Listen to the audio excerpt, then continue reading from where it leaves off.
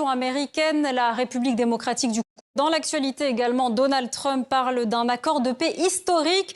Sous la pression américaine, la République démocratique du Congo et le Rwanda, réunis à Washington, ont signé un accord de paix ce jeudi. Un accord fragile alors que les combats se poursuivent dans l'est de la République démocratique du Congo. Simon Rodier.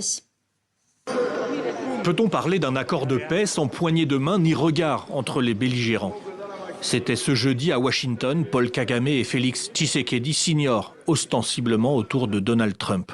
Bien sûr, les réactions à cette signature historique, comme veulent la vendre les États-Unis, sont contrastées.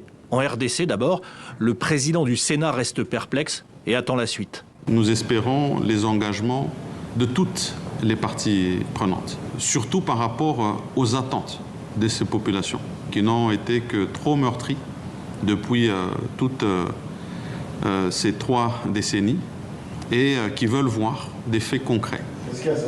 Côté société civile, cet accord a clairement peu de valeur. Comment on peut être en train de signer d'un côté et alimenter la guerre de l'autre côté? Ça veut dire que nous restons pessimistes par rapport à la signature dans leur effectivité sur le terrain. Il n'y a que la force qui peut amener à contraindre. L'étranger ne parle déjà plus de guerre. Il a pris la plume sur son compte X et souligne l'importance des accords économiques, factuels et positifs.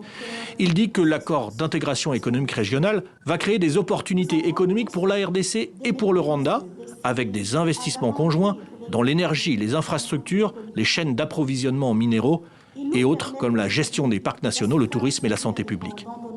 Sur le terrain, au Burundi, l'effervescence des dernières heures avec la reprise des combats dans le sud Kivu n'augure rien de bon. Ici, c'est Gatumba, le poste frontière burundais, à quelques centaines de mètres du centre-ville d'Uvira. Là où passaient, en temps de paix, de nombreuses marchandises d'un pays à l'autre. La paix, il ne demande qu'à la voir réellement. Malheureusement, il y a encore des bombes qui crépitent ici à côté, il y a encore des morts, il y a des enfants sans abri.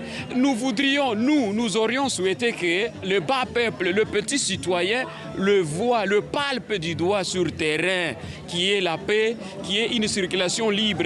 Un peu plus de 60 km plus au nord, les habitants vivent sous les bombes et les tirs d'armes lourdes. Plusieurs centaines de Congolais ont franchi la frontière de Bugarama vers le Rwanda ces derniers jours.